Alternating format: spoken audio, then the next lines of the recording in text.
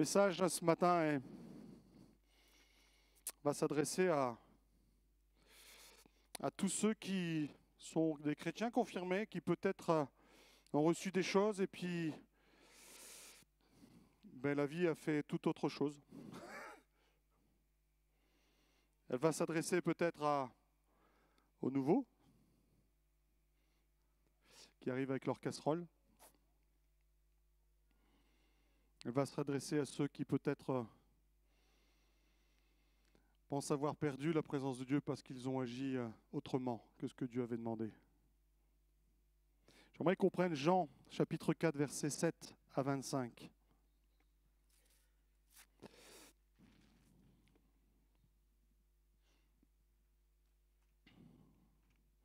Une histoire que normalement tout le monde connaît, mais que nous allons lire ensemble. Jean 4, verset 7. On va y arriver. Voilà.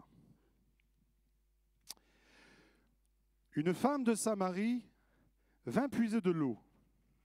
Jésus lui dit, « Donne-moi à boire. » Car sa disciple était allée à la ville pour acheter des vivres.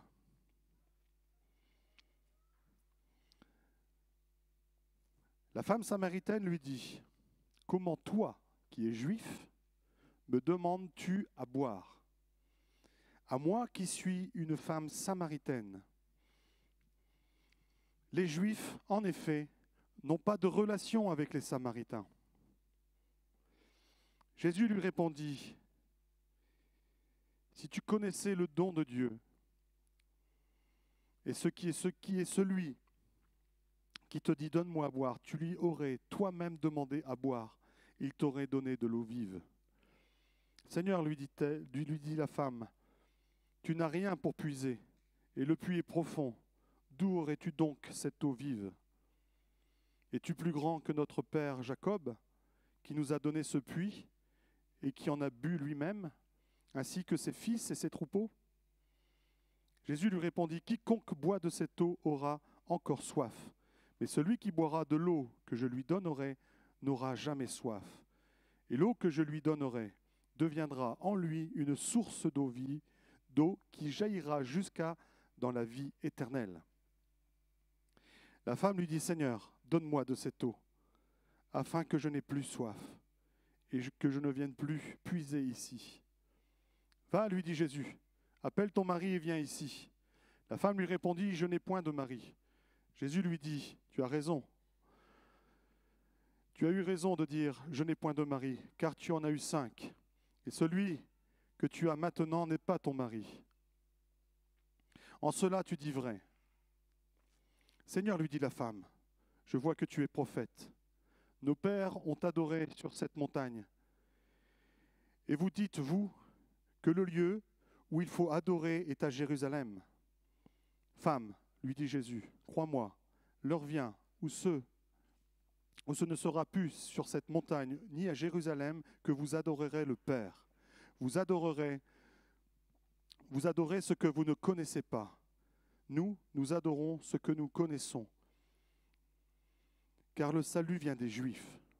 Mais l'heure vient, et elle est déjà venue, où les vrais adorateurs adoreront le Père en esprit et en vérité. Car ce sont là les adorateurs que le Père demande. Dieu est esprit, et il faut que ceux qui l'adorent en vérité et en esprit. La femme lui dit, je sais que le Messie doit venir, celui qu'on appelle Christ. Quand il sera venu, il nous annoncera toutes choses. Jésus lui dit, je le suis, moi qui te parle. Amen. Amen. Là, on voit qu'on a une femme samaritaine qui vient puiser au puits, et on voit que Jésus lui demande, donne-moi à boire. Donc là, il y a déjà cette marque qui est posée par la Samaritaine de lui rappeler la tradition. Donc, je ne sais pas en quoi elle voit qu'il est juif. Ça devait être marqué sur son visage. Mais elle dit, mais toi, tu me parles alors que tu es juif et moi samaritaine. Elle lui rappelle que les convenances, les traditions juives empêchaient tout juif de parler aux Samaritains, d'avoir des rapports avec les païens. Amen. Et de même que dans nos vies, combien se disent, mais moi, j'ai tellement fauté dans ma vie. Ma vie est tellement partie en vrille que je suis incapable de venir dans la présence de Dieu.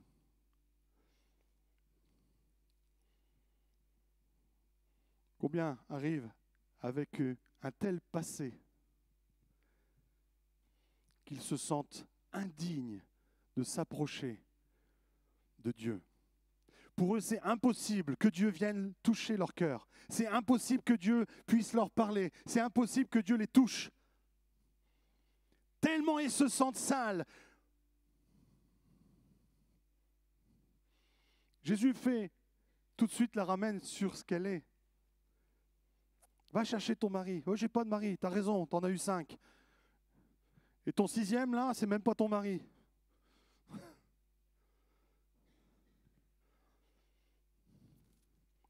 Vous en connaissez des situations comme ça? Des fois on dit ouais c'est la fin des temps, la société part, mais c'était déjà du temps de Jésus, ça partait déjà en vrille. Les recomposés, les mariages, les remariages, les re-remariages, les re-remariages, ça existait déjà au temps de Jésus.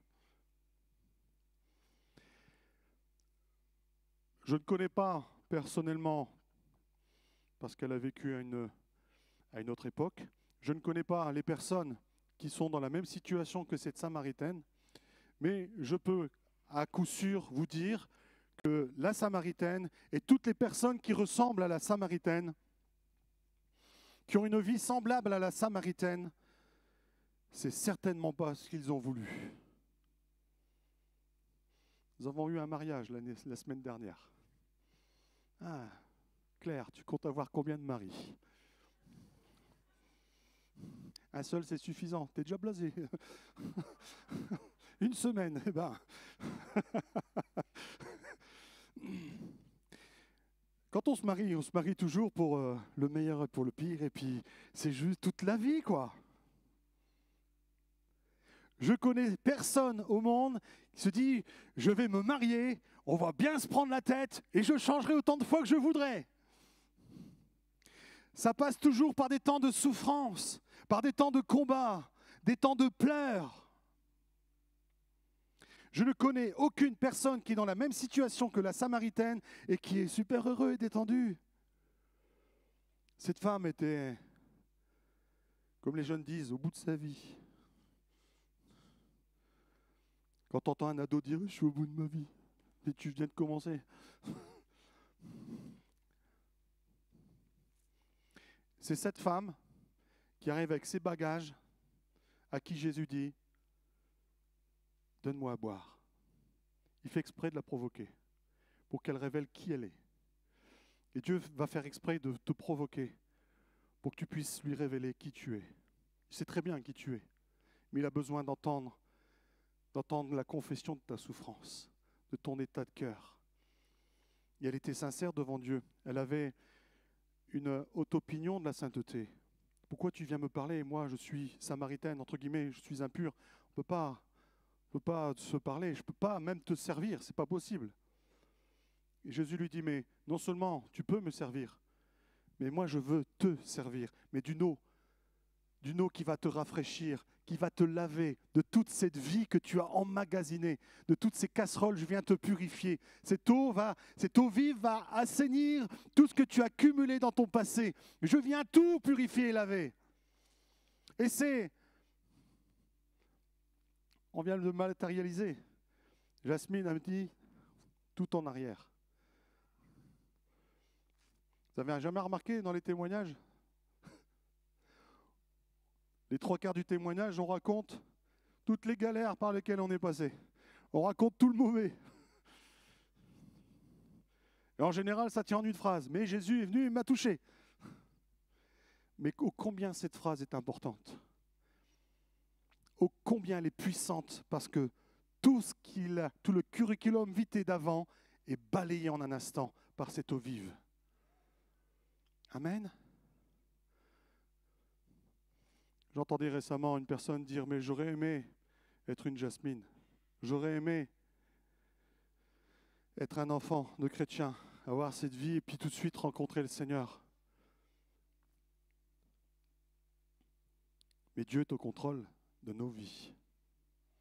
Peut-être que ta vie est arrivée avec des tas de casseroles, mais Dieu est capable de balayer tout ça et de mettre une vie en abondance. Amen. Dieu a un plan précis sur ta vie ce matin. Amen.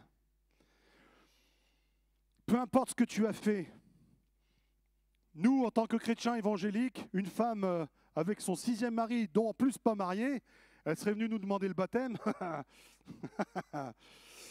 J'ose imaginer ce qu'on aurait pu lui dire. À coup de verset, bien sûr. C'est tant qu'à faire.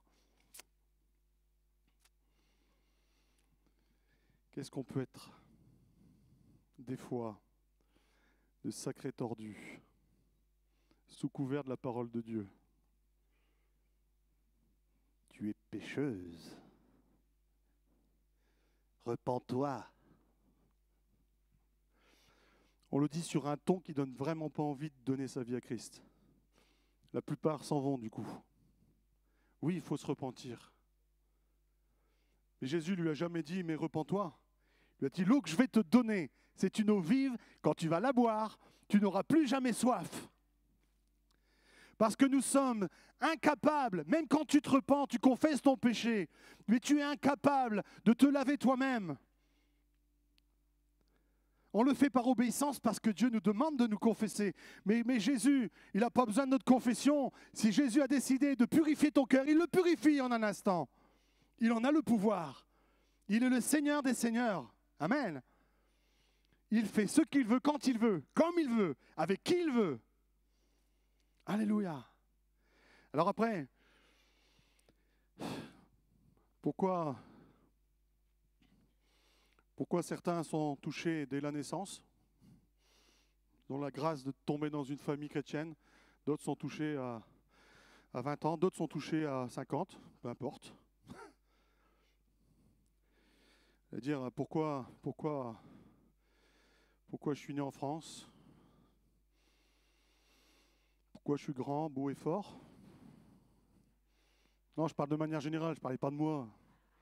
Même on pourrait se poser 10 000 questions. Le fait est qu'on est arrivé là, mais Dieu est au contrôle des choses. Les circonstances ne vont pas empêcher Dieu de pouvoir te bénir. Il faut juste te tourner à lui. Il faut juste que tu acceptes. Seigneur, donne-moi à boire. Donne-moi cette eau vive. Dès qu'elle a compris ce que c'était, mais Seigneur, viens me dire, viens me donner cette eau. Je veux boire de cette eau. Là, elle ne pensait plus à qui elle était, à ce qu'elle avait fait. Elle pensait à l'espérance que l'eau vive lui donnait. Et c'est cela qu'il faut faire. C'est se plonger dans cette espérance que nous donne Christ. Parce que si tu restes tout le temps sur ce que tu étais, ouais, mais tu sais, j'ai fait ça. Dieu, il ne peut pas me bénir. Mais tu restes dans la position du loser.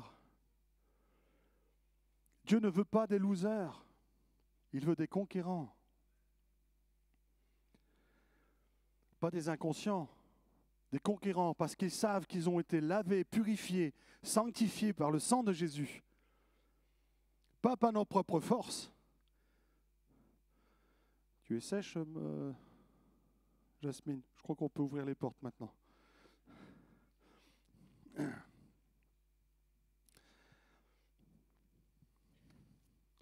Le sang de Jésus nous purifie de notre passé, de notre péché. Et rien ni personne ne peut continuer à t'accuser. Amen. Donc les pensées qui sont en toi, qui te prennent la tête, qui t'empêchent, parce que toi, tu es trop nul, parce que toi, tu as trop fait ci, tu as trop fait ça, dehors. Jésus m'a purifié et je peux venir boire de son eau. Amen. Cette eau vive qui me donne la vie. Et c'est pour ça que j'ai envie de le bénir. C'est pour ça que j'ai envie de le louer. C'est pour ça que j'ai envie d'aller à l'église, retrouver mes frères et mes sœurs. Et ensemble, louons le Seigneur. Ah, dis donc. On va vous faire tous témoigner. Hein. Vous avez vécu des choses en Jésus? Alors, je m'attendais après cette proclamation, un grand Amen et un grand Hourra, des acclamations. Alléluia! Aïe, aïe, aïe. Autre situation. Là, on va s'adresser aux vieux chrétiens. Oh, excusez-moi, j'ai dit vieux. Des fois, j'ai l'impression que c'est un gros mot. C'est un mot comme un autre. Hein. Pourquoi on aurait le droit de dire jeune et pas vieux?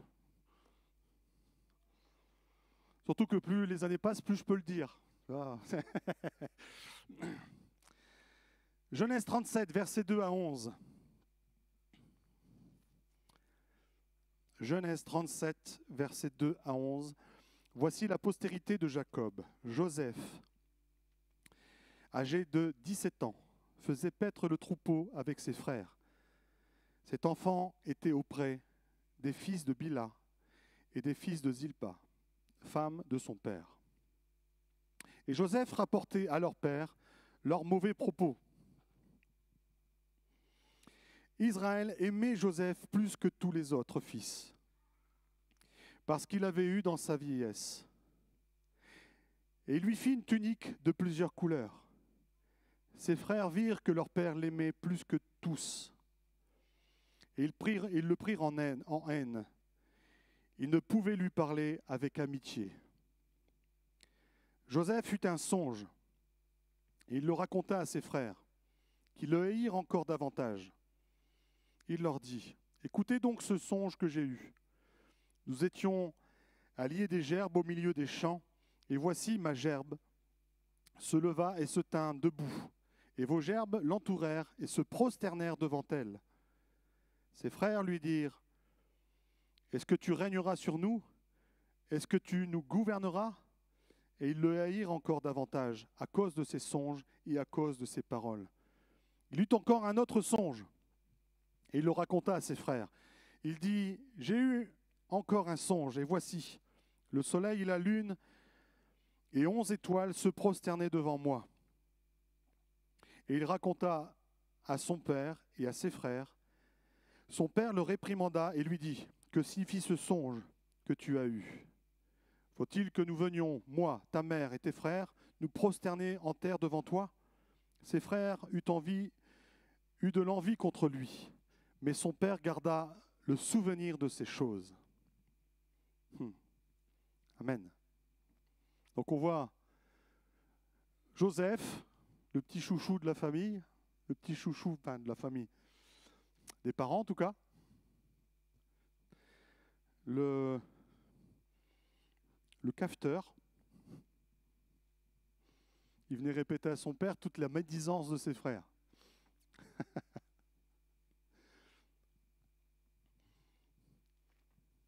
Et Jacob l'aimait. C'est vrai que c'était le petit préféré, le petit dernier. Parce qu'il l'a eu dans sa vieillesse. C'est vrai que quand on prend de l'âge, on devient gâteux. On devient gâteux. Quand on est jeune, on a des enfants. Quand on les a plus tard, on devient un peu plus mou. Toujours est-il qu'il était le préféré et le texte nous raconte que la haine de ses frères grandissait. Et le summum, c'est quand il reçoit ses songes, quand il reçoit ses promesses de Dieu. Des promesses glorieuses pour lui. Amen. Est-ce que c'est Dieu qui lui a donné ces songes? Allô? Ah oui.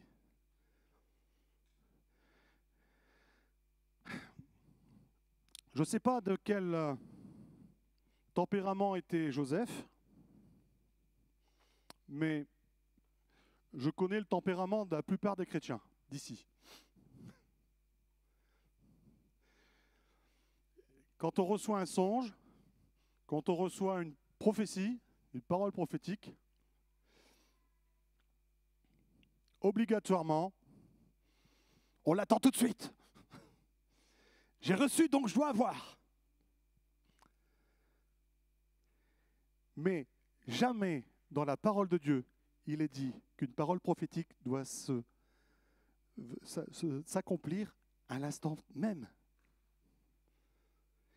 Il y a même de nombreuses paroles prophétiques qui se sont fait réaliser des centaines, voire des milliers d'années après. Il y a même des paroles prophétiques qui sont écrites qui ne sont pas encore accomplies. Amen. Le retour de Christ. Je vous assure que ça vient de Dieu et que ça va se réaliser, mais ce n'est pas encore fait. Amen. Ah oui, amen. Non, si vous n'y croyez pas, parce que là, on a un gros problème, là. On va changer de sujet tout de suite.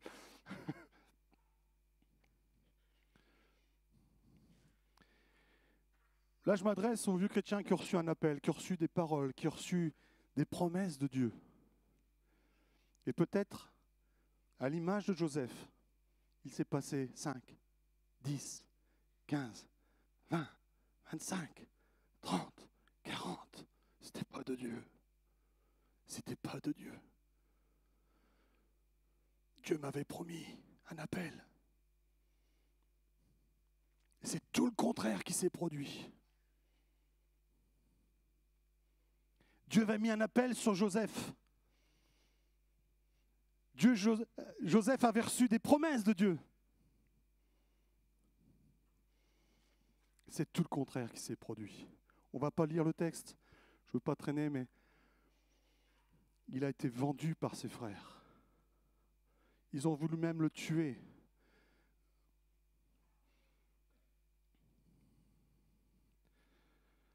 Donc on voit Joseph qui arrive.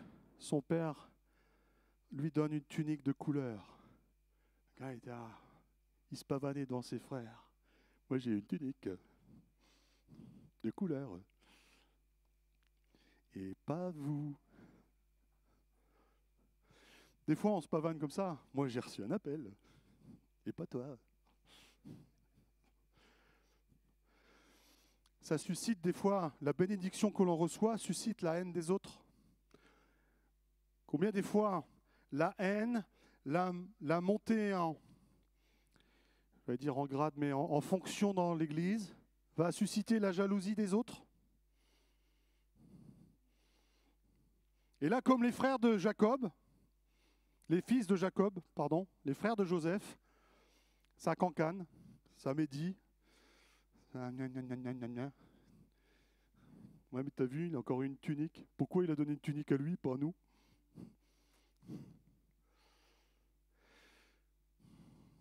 Et Joseph, qui a reçu ses promesses, qui a reçu cette belle tunique, d'un seul coup, sa vie bascule. Vendu par ses frères, comme esclave. Il arrive à retrouver un peu de couleur chez Potiphar. Mais là, il y a un faux témoignage de l'épouse de Potiphar, qui devait faire partie du mouvement MeToo. Ouais, il a voulu me toucher. Joseph se retrouve en prison.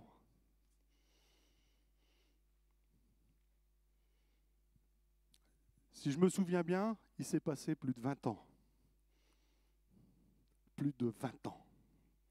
Et pas dans des conditions où nous sommes, nous, dans le confort.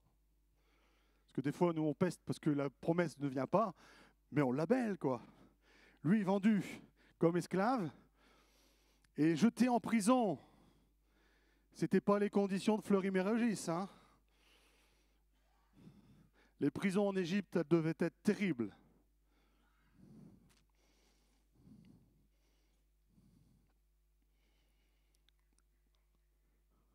D'accord. Pensez à éteindre vos portables si vous ne l'avez pas fait. Tout ça pour dire que, qu'est-ce qu'a dû penser Joseph pendant tout ce temps? Ces songes ne venaient certainement pas de Dieu.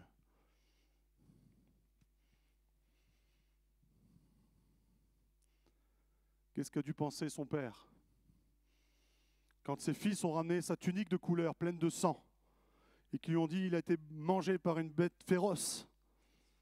Certainement, ces songes ne venaient pas de Dieu. Sinon, ça ne serait pas arrivé.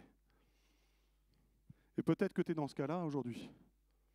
Ça fait des années que tu as reçu des choses. Ça fait des années que Dieu a mis des choses sur ta vie. Et il s'est passé tout le contraire. Tu as vécu des années de souffrance, de disette, de désert même. Et tu te dis, ce que j'ai reçu, ce n'était pas de Dieu. Tu commences à tout remettre en question. Et pourtant, à l'image de la vie de Joseph, Dieu sait ce qu'il fait. Dieu est au contrôle. Dieu ne se trompe pas. Amen.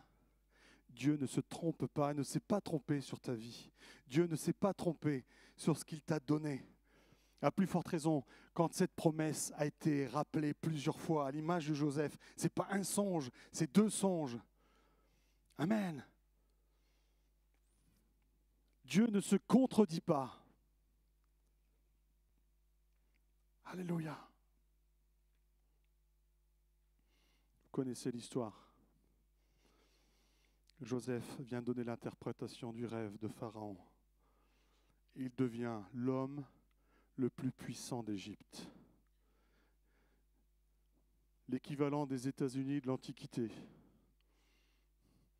L'Égypte, à l'époque, était la puissance, la plus grande puissance de cette époque. Joseph est devenu le numéro 1 en dessous de Pharaon. C'était le Gabriel Attal de l'Égypte.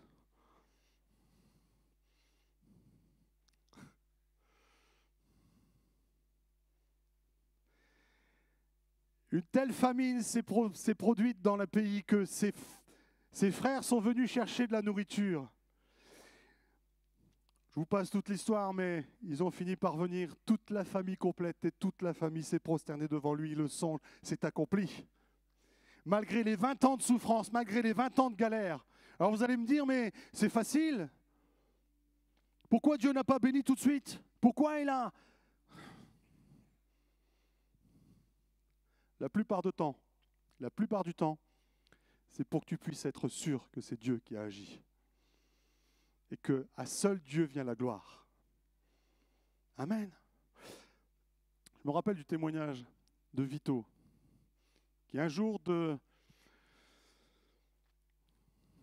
réunion de prière dans semaine, il venait de recevoir sa quinzaine,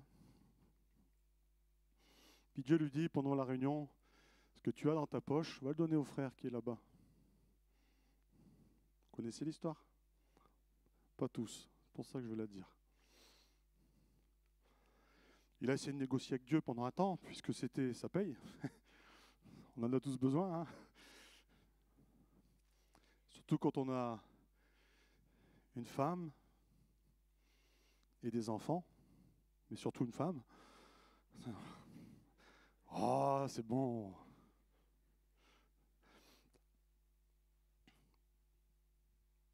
Bon, il finit par arrêter de négocier et puis dire, Seigneur, ok. La fin de la réunion arrive, il va voir le frère, il fait, écoute, le Seigneur m'a parlé, il m'a dit de te donner ça. Le frère était dans une panade financière, il lui a dit, quand il a regardé, il a fait, c'est exactement ce dont j'ai besoin pour me sortir.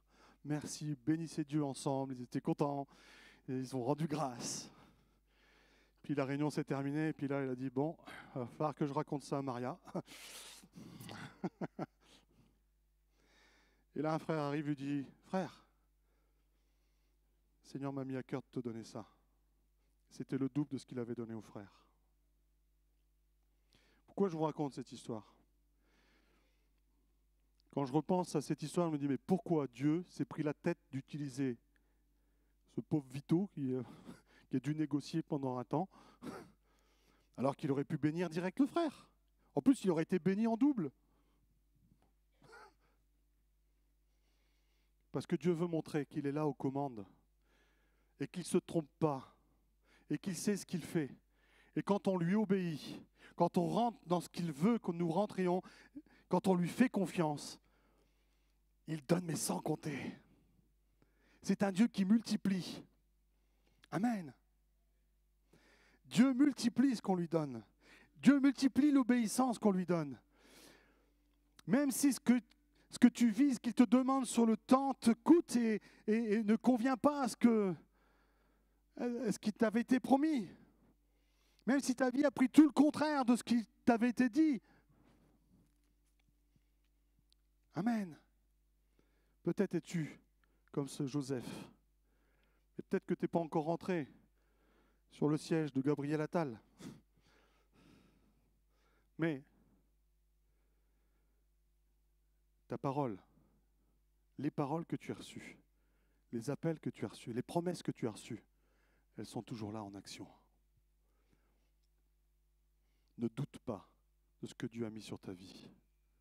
Dieu est au contrôle. Il ne se trompe pas. On ne va pas le lire, mais vous connaissez tous l'histoire d'Abraham et de Sarah. Abraham, alors lui c'est le champion des promesses. Et j'aime l'exemple d'Abraham parce que c'est typiquement de Dieu. C'est une promesse qui est donnée, une promesse qui est répétée, une promesse qui est répétée, une promesse qui est répétée, une promesse qui est répétée, qui est répétée, qui est répétée, qui s'est répétée de génération en génération. Je ferai de toi une grande nation.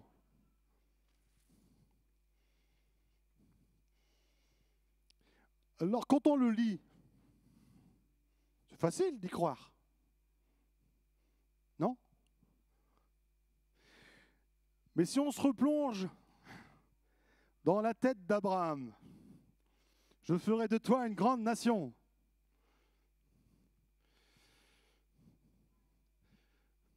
Tu as plus de 40 ans. Puis tu vois les 45, 50 ans, 60 ans, 65, 70, 80.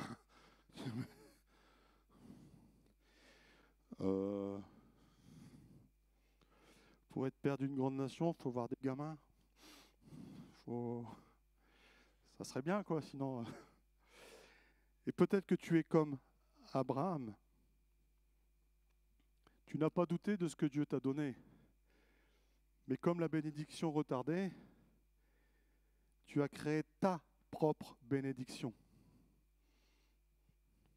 Abraham a eu un fils avec la servante. Mais ce n'est pas ça que Dieu lui avait promis. Dieu lui avait promis son fils avec sa femme. Amen. Alors peut-être que certains s'accablent parce qu'ils sont dans cette configuration d'une vie d'Abraham. Ils se sont fabriqués leur propre bénédiction, s'en sont rendus compte en cours de route, ils se disent, du coup, je suis passé à côté de ma bénédiction. Alors oui, Dieu a repris Abraham sur ce qu'il a fait.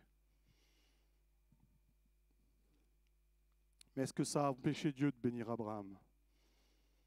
Est-ce que ça a empêché Dieu d'accomplir sa promesse? Abraham a eu son fils, Isaac. Peut-être que tu es passé à côté de ton appel, tu t'es fabriqué ton propre appel. Mais Dieu ne te rejette pas pour autant. Il est encore au contrôle de ta vie. Il est encore capable de te faire entrer dans cette terre promise qui t'est promise. Amen. Dieu est là. Il veut bénir son peuple ce matin. Peu importe dans quelle situation tu te situes aujourd'hui, peut-être que tu es encore en attente, peut-être que tu es encore comme la Samaritaine, te dire mais il y a tellement rien qui va dans ma vie que Dieu ne peut pas agir, c'est pas possible. C'est faux, c'est un mensonge. Dieu est au contrôle de ta vie et Dieu veut continuer à te bénir. Le temps n'est pas fini pour Dieu de te faire entrer dans ses promesses. Amen. Et ça, c'est ce qu'on appelle, et on peut voir que ça a commencé même dès le commencement. C'est le temps de la grâce.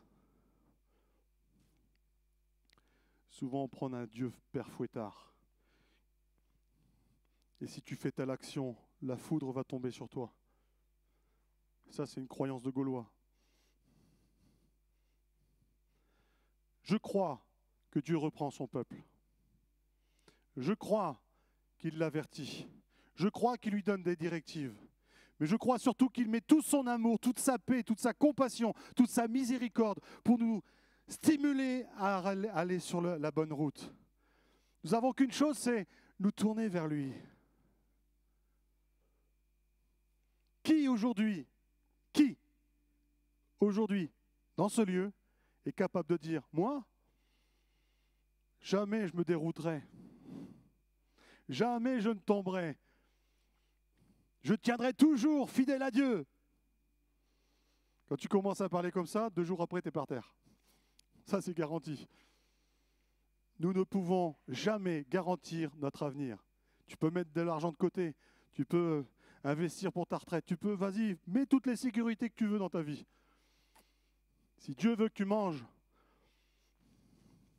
tu vas manger. Si Dieu veut que tu souffres, tu souffriras. Amen? Ah. Là, je comprends qu'il n'y ait pas d'amen, mais...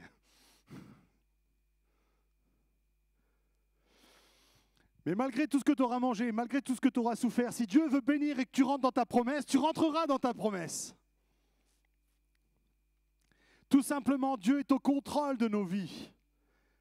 C'est lui qui peut tout, quand il veut, comme il veut. Il n'est pas ce qui est écrit pour les dons de l'esprit. Des fois, on veut fabriquer des dons. C'est Jésus qui distribue comme il veut, quand il veut, comme il veut, sur qui il veut. Amen. On ne peut pas tous prophétiser. On ne peut pas tous. C'est Dieu qui est au contrôle. Amen. Dieu veut te bénir ce matin. Peu importe la saison de ta vie, peu importe où tu en es. Il y a certainement beaucoup de cœurs qui doutent ce matin. Ne doute pas. Dieu est au contrôle. À l'image de ces histoires que nous avons lues, peu importe dans quelle situation tu es, peu importe l'âge que tu as, peu importe ta situation sociale, s'il y a des promesses que Dieu a posées sur ta vie, elle s'accomplira. Amen. Et nous avons tous au moins une promesse en commun.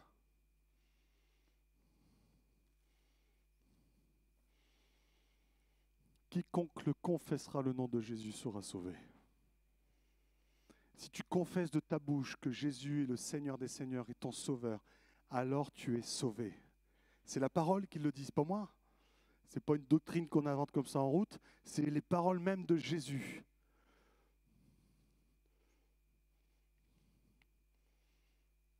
Et tous ceux qui, comme Jasmine, le confesseront, seront baptisés au nom du Père, du Fils et du Saint-Esprit. Alors c'est que le début de la démarche. Après, il faut devenir disciple. On rentre dans une discipline de vie. On apprend à connaître Dieu et à lui obéir. Mais on a tous cette promesse de devenir des enfants de Dieu. Amen. Et ça, c'est offert à toute l'humanité. Malheureusement, nous ne rentrerons pas tous dans cette promesse. Mais elle est offerte à tous. Où en es-tu aujourd'hui dans ta vie? Es-tu comme cette Samaritaine? Peut-être que tu te dis comme cette Samaritaine, mais moi, de toute façon,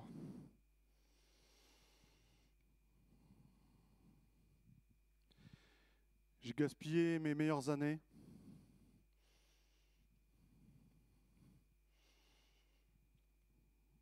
Et aujourd'hui, où j'en suis, Dieu ne peut plus rien faire. C'est faux. Dieu veut encore te bénir. Comme cette Samaritaine. Si tu bois de son eau, cette eau vive va te ramener à la vie. Elle va te libérer.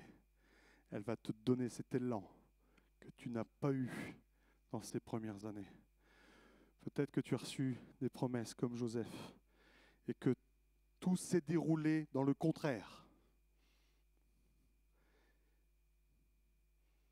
Peut-être que tu as été esclave comme Joseph pendant des années, alors qu'il y avait un appel sur ta vie. Peut-être pendant toutes ces années, tu as été esclave d'addiction, quelle qu'elle soit. Et donc tu te dis, c'est foutu. Et en plus, on t'a collé une réputation de loser, d'esclave justement. Dieu va encore miser sur ta vie. Il est au contrôle. Ne perds pas espoir, mais tourne les regards vers lui. Amen. Peut-être que tu es comme Abraham. Le temps écoulé a usé ta foi. Il a fallu que tu agisses par toi-même. Mais ce n'est pas parce que tu as fabriqué des choses, que tu as fait des actions, que Dieu ne veut pas encore agir dans ta vie. Amen. Tu t'es fait un Ismaël? Peu importe. Dieu veut te donner ton Isaac. Dieu veut te donner ton Isaac. Dieu veut bénir ta vie. Oui, qu'on courbe les fronts ce matin. Père, merci parce que dans ce lieu est réunie une multitude de vies, de témoignages, tous différents les uns des autres.